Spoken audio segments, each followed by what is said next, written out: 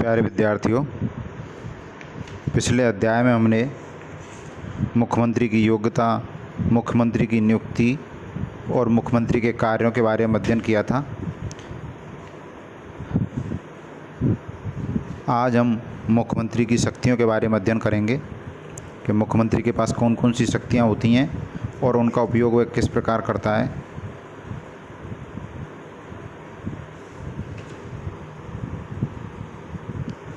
मुख्यमंत्री की शक्तियों को निम्न प्रकार से स्पष्ट किया जा सकता है। कार्यपालिका संबंधी शक्तियाँ। मुख्यमंत्री की कार्यपालिका संबंधी शक्तियाँ निम्न प्रकार से हैं। इनमें पहली है मंत्रिपरिषद की नियुक्ति करना। मुख्यमंत्री की नियुक्ति राज्यपाल करता है और मंत्रिपरिषद के सदस्यों की नियुक्ति भी राज्यपाल ही करता है। मंत्रिपरिषद के सदस्य यानी अन्य मंत्रीगण। लेकिन ये कार्य या इन मंत्रिपरिषद के सदस्यों यानी मंत्रियों की नियुक्ति मुख्यमंत्री की सलाह पर करता है। अर्थात मुख्यमंत्री की नियुक्ति मंत्रियों की सलाह से नहीं करता, लेकिन मुख्यमंत्री के अलावा जितने मंत्री हैं उनकी नियुक्ति मुख्यमंत्री की सलाह पर करता है।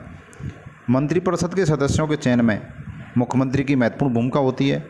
मुख्यमंत्री ही मंत्रियों का चयन करता है।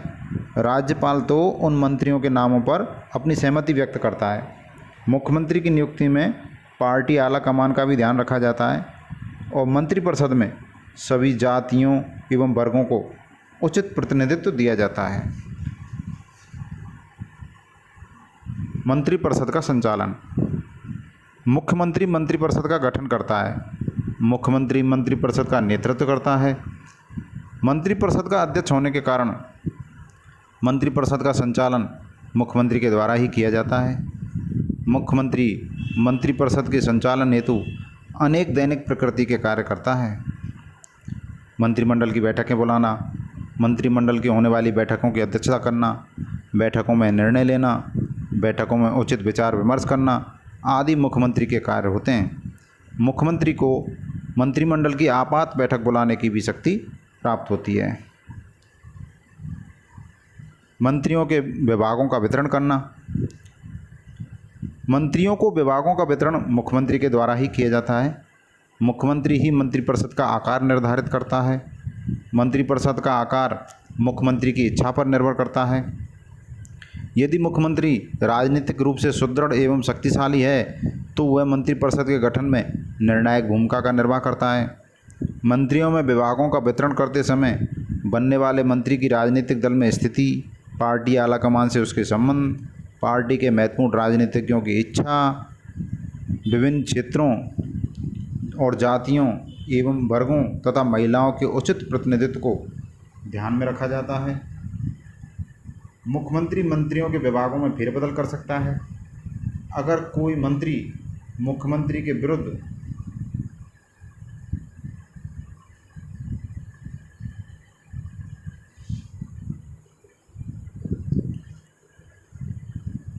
किसी प्रकार की जालसाजी करता है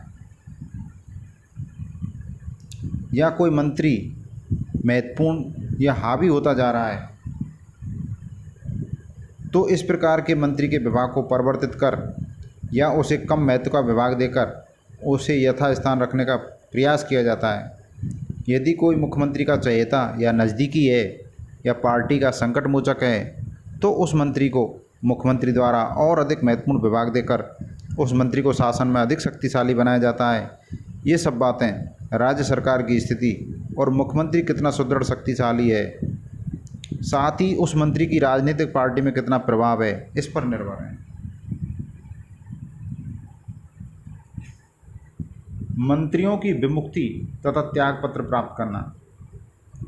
यदि कोई मंत्री मुख्यमंत्री की इच्छानुसार आचरण एवं कार्य नहीं करता है या सामूहिक उत्तरदायित्व के सिद्धांत का पालन नहीं करता है या वह मंत्री अपने उत्तरदायित्व को सही ढंग से निभाने में असमर्थ है या वह अत्यधिक अस्वस्थ होने के कारण कार्य नहीं कर सकता तो मुख्यमंत्री उस सदस्य या मंत्री को त्यागपत्र देने के लिए कह सकता है। यदि वह मंत्री मुख्यमंत्री के कहने या चाहने पर भी त्यागपत्र नहीं देता तो मुख्यमंत्री राज्यपाल को उस मंत्री को मंत्रिपरिषद से बर्खास्त करने की सलाह दे सकता है।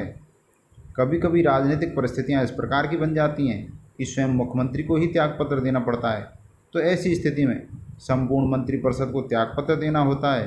कभी कभी ये भी देखा जाता है कि मुख्यमंत्री राज्य की मंत्रिपरिषद का पुनर्गठन करने के लिए मंत्रिपरिषद के सभी सदस्यों से सामूहिक त्यागपत्र लेकर मंत्रिपरिषद का अपनी इच्छा से पुनर्गठन करता है।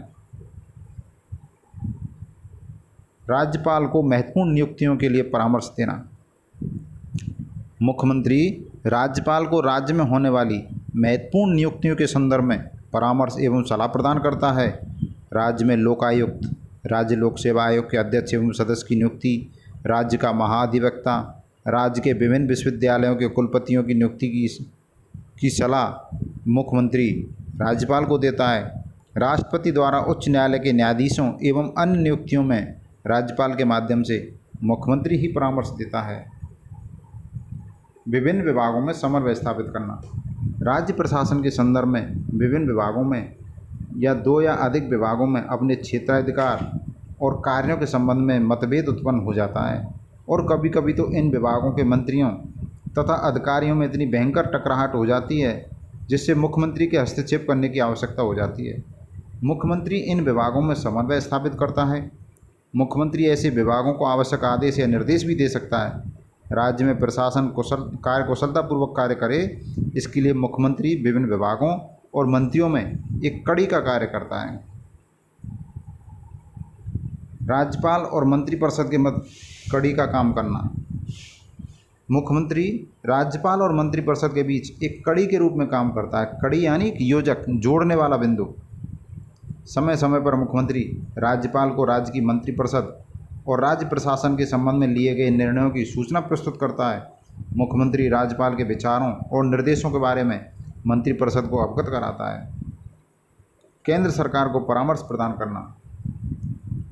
केंद्रीय सरकार राज्य में राज्यपाल की नियुक्ति करने से पहले राज्य के मुख्यमंत्री से इस बारे में आवश्यक परामर्श करती है। ये मुख्यमंत्री की कार्यपालिका का संबंधी शक्तियाँ थीं। अब हम मुख्यमंत्री की व्यवस्थापिका संबंधी शक्तियों के बारे में अध्ययन करते हैं। मुख्यमंत्री का विधायिका से घनिष्ठ संबंध होता है। मुख्यमंत्री विधायिका की केंद्रीय धुरी होता है। मुख्यमंत्री की व्यवस्थापिका संबंधी प्रमुख शक्तियाँ निम्नलिखित हैं।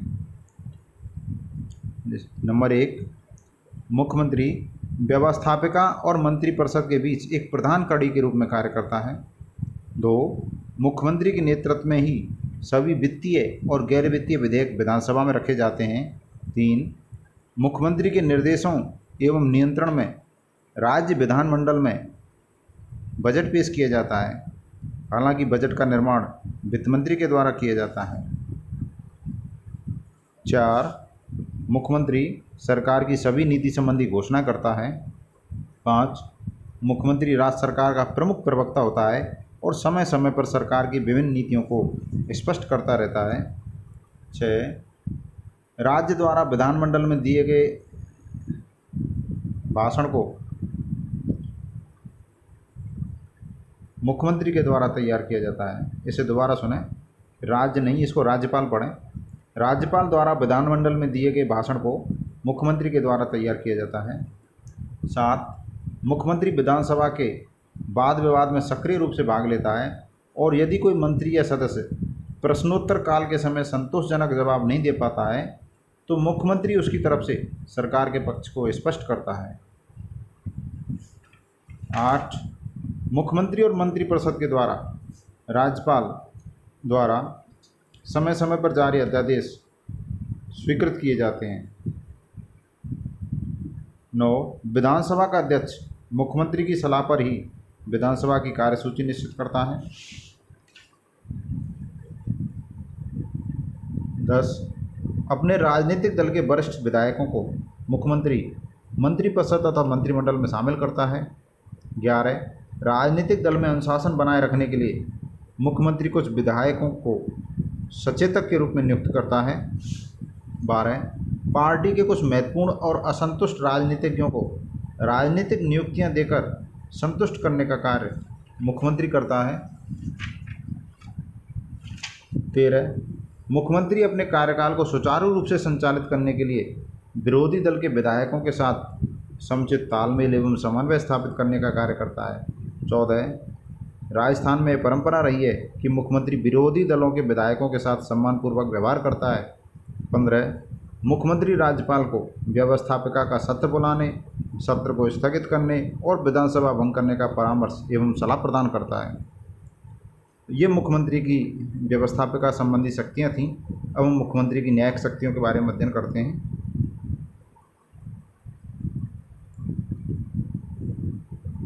मुख्यमंत्री राज्यपाल के माध्यम से कुछ न्यायिक शक्तियों का प्रयोग करता है।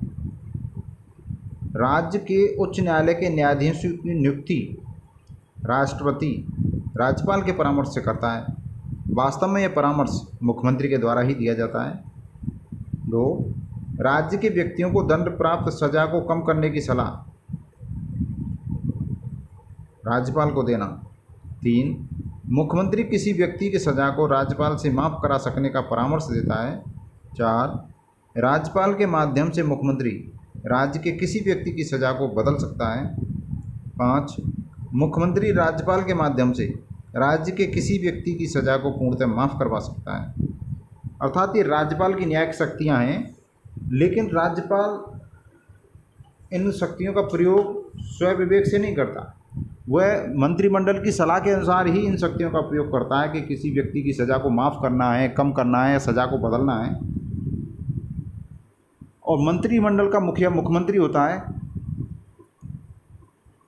इस प्रकार राज्यपाल मंत्रिमंडल की सलाह पर काम करता है, अर्थात मुख्यमंत्री की सलाह पर काम करता है। तो उन शक्तियों का प्रयोग अप्रत्यक्ष रूप से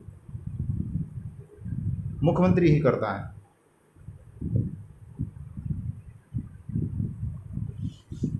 तो ये आज जो हमने राज्यपाल की कार्यपाल का संबंधी शक्ति, व्यवस्थापिका संबंधी और न्यायिक शक्तियों का अध्ययन किया। अगले लेक्चर में हम राज्यपाल की प्रशासनिक शक्तियों के बारे में अध्ययन करेंगे। धन्यवाद।